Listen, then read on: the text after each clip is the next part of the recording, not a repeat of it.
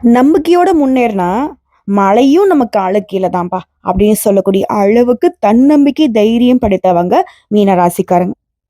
குரு பகவானே அதிபதியாக கொண்டவங்க. இதனாலதான் எல்லாருக்குமே நல்லது நினைப்பாங்க. நவகிரகங்களையே முழு சுபத்துவம் படைத்தவர் யாரு? குரு பகவான் இல்லையா? அவரை அதிபதியாக கொண்டதுனாலதான் மீனராசி இன்னும் ஒரு சில விஷயங்கள்ல எல்லாருக்கும் வழிகாட்டியா இருப்பாங்க.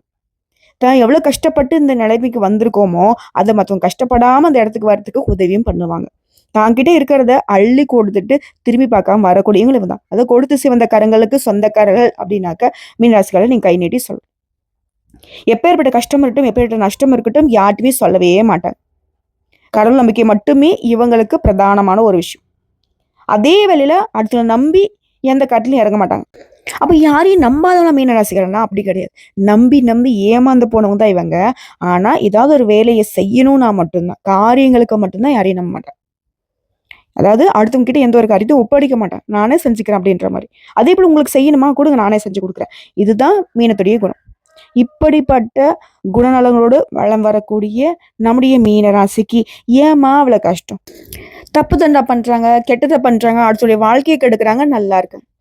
ஆனா இதுல கடுகு அளவு கூட மற்றவங்களுக்கு கெடுதல் நடக்காத மீனம் ஏன் இவ்வளவு அவஸ்தைப்படுது?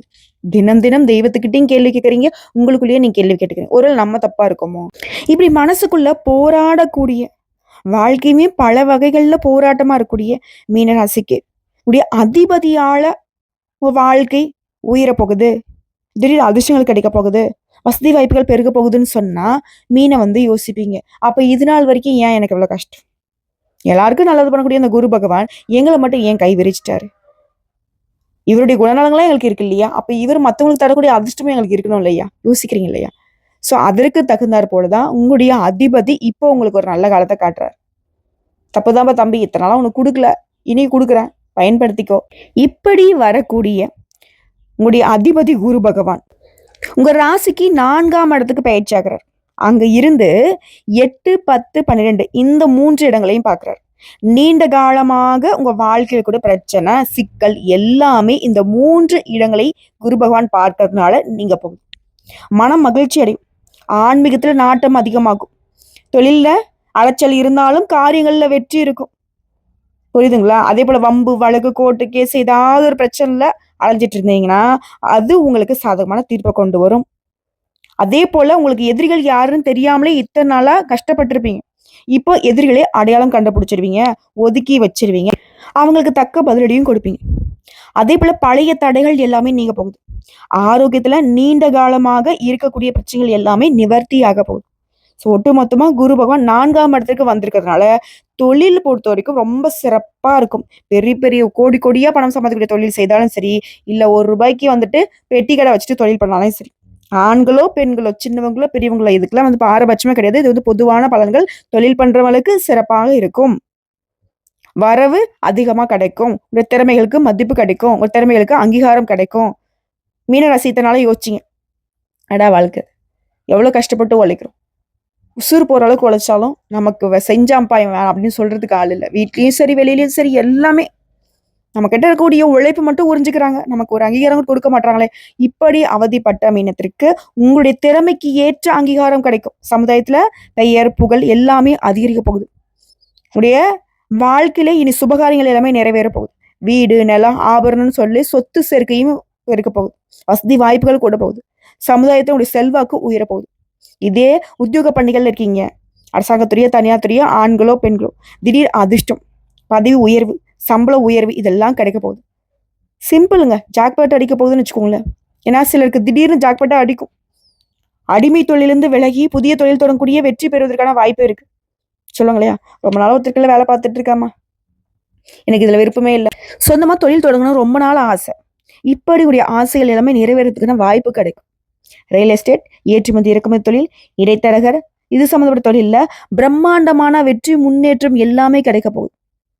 இதோட உடைய சனி பகவான்கிறவர் ஜென்ம ராசியில இருக்காரு. அதனால எந்த காரியத்தை செய்தாலும் சரி சிந்தித்து செயல்படுவது ரொம்ப முக்கியம். அதையும் பார்த்துக்கோங்க. அதான் குரு தான் நமக்கு துணையா இருக்காருன்னு நினைச்சிட்டீங்கன்னா கரெக்டு தான், இல்லைன்னு சொல்ல. ஆனா குருவை பொறுத்த வரைக்கும் சுபத்துவம், சனி பகவானை பொறுத்த வரைக்கும் இப்போ நமக்கு பாதகமான விஷயத்துல நிக்கிறார். இவர் என்ன பண்ணுவாரு? பார்த்துக்கிட்டே இருப்பாரு. என்னதான் உங்க குரு பகவான் உங்களுக்கு குடுத்தாலும், நாங்க இருக்கேன் இல்ல அப்படின்னு சொல்லி தட்டி விடுறதுக்கும், தட்டி பறிக்கிறதுக்கும் ரெடியா இருப்பாரு. அப்ப என்ன பண்ணணும்? திட்டம் போட்டுக்கணும். இந்த பக்கம் போனா இந்த பக்கம் வரணுமா? அந்த பக்கம் போனா அந்த பக்கம் வரலாமா? இத செஞ்சா இதுக்கான பலன் என்ன? அப்படிங்கிற மாரி திட்டமிடுதல் இருந்தா மட்டும் தான் சாமர்த்தியமா வரக்கூடிய வாய்ப்புகள கரெக்ட்டா பயன்படுத்தி, நம்ம பாதுகாப்பா ஒரு உயர்வுக்கு போக முடியும். அதேபோல தூக்கம் பாதிக்கப்படுறதுக்கு அதிக வாய்ப்பு இருக்கு. நேரங்காலம் பார்க்காம உழைக்கிறது இந்த மாரி விஷயங்கள் வரும். ஆனா எக்காரணத்த கொண்டும் தூக்கத்த மட்டும் தவிர்க்காதீங்க. அதேபோல ராகு பகவான் 12ஆம் இடத்துல இருக்காரு. அதனால உடல் ஆரோக்கியத்துல கவனம் தேவை. உடல்நலத்துல திரும்பவும் சொல்றேன், அதீத கவனம் தேவை. உங்களுடைய ஆரோக்கியத்துல மட்டும் இல்ல, குடும்பத்துல இருக்க எல்லாருடைய ஆரோக்கியத்திலுமே கவனம் வச்சுக்கோங்க.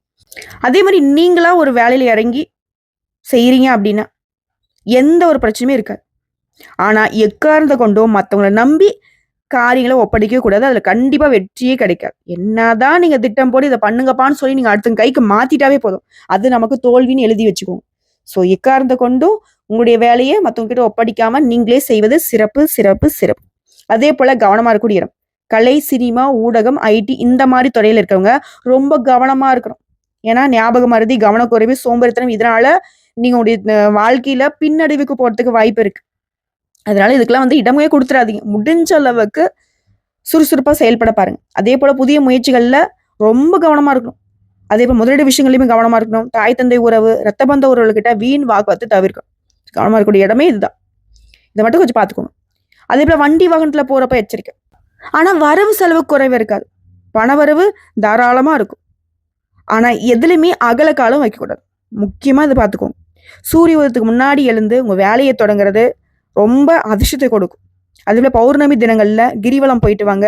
சூரிய பகவானை தினந்தோறும் வழிபாடு செய்யுங்க. நன்மைகள் தொடரும். பொதுவா மீன ராசிக்காரங்க ஒரு நினைச்சிட்டீங்க அப்படின்னாக்கா, அது குறி விலகாத அம்பு மாதிரி அத நோக்கியே தான் பயணம் பண்ணிட்டு இருக்கீங்க. யாரு என்ன பண்ணாலும் சரி. எவ்வளவு தடைகள் வந்தாலும் சரி, தாமதம் விழுந்து, விழுந்து, விழுந்து எழுந்து அத நோக்கி தான் பயணம் பண்ணுவீங்க. அதேபோல கள்ளம், கபடம் இல்லாம வெள்ளை உள்ளம் கொண்டவங்க. உங்களுக்கு குரு பகவான பொறுத்தவரைக்கும் தடைகளை விலக்கி வைக்கிறாரு. செயல்பாடுகள்ல வேகம் இருக்கும். சகல வகையிலுமே புதிய தொடர்புகளும் அவற்றால ஆதாயம் உண்டாகும். சில சவால்களை கொஞ்சம் போராடி பெற வேண்டிய நிலை இருக்கு. அதேபோல மனசுல அப்பப்ப இனம் புரியாத ஒரு வெறுப்பு வந்து போகும். அதுக்கு பெருசா இடம் கொடுக்காதீங்க. என்ன போய் பண்ணிட போகுது அப்படின்ற மாரி ஒரு திங்கிங்க மாத்திக்கோங்க. சில நேரங்கள்ல வாழ்க்கையில சலிப்பும் வரும். தாயுடைய ஆரோக்கியத்துல அக்கறை வச்சுக்கோங்க. உறவுக்காரன்ட்ட விட்டு குடுத்து நடந்துக்கோங்க. குறிப்பா மீனராசியுடைய உடல் பொறுத்தவரைக்கும் கால்ல அடிபடுறதுக்கும், நீர், நெருப்பு, மின்சாரம் இந்த மாரி விஷயங்கள கையாளும்போது கவனமா இருக்கிறதும் தேவை. இதுல ஒரு சிலருக்கு சேமிப்பு கரையறதுக்கு வாய்ப்பு இருக்கு. அதான் தேவையில்லாத செலவு தான் வரும். அதேபோல நட்பு வட்டாரத்துல கவனமா இருக்கணும். என்னம்மா சொல்ற? ஃப்ரெண்ட்ஸ் தானே எல்லாமே. அவங்ககிட்ட எப்படி கவனமா இருக்கிறது அப்படின்னாக்க, இப்போ உங்களுக்கு தெரியாது. அவர்களே உங்களுடைய வளர்ச்சியை கண்டு பொறாமைப்படக்கூடியவர்கள் தான். கவனமா இருந்துக்கோங்க. உங்கள பத்தி தேவையில்லாத பேசுவாங்க. அதுக்கெல்லாம் செவி சாய்க்காதீங்க. யார் என்ன பேசினா என்ன? உங்களுக்கு தெரியும். உங்க மனசாட்சிப்படி நடந்துக்கோங்க. நீங்க ரொம்ப நல்லவங்க.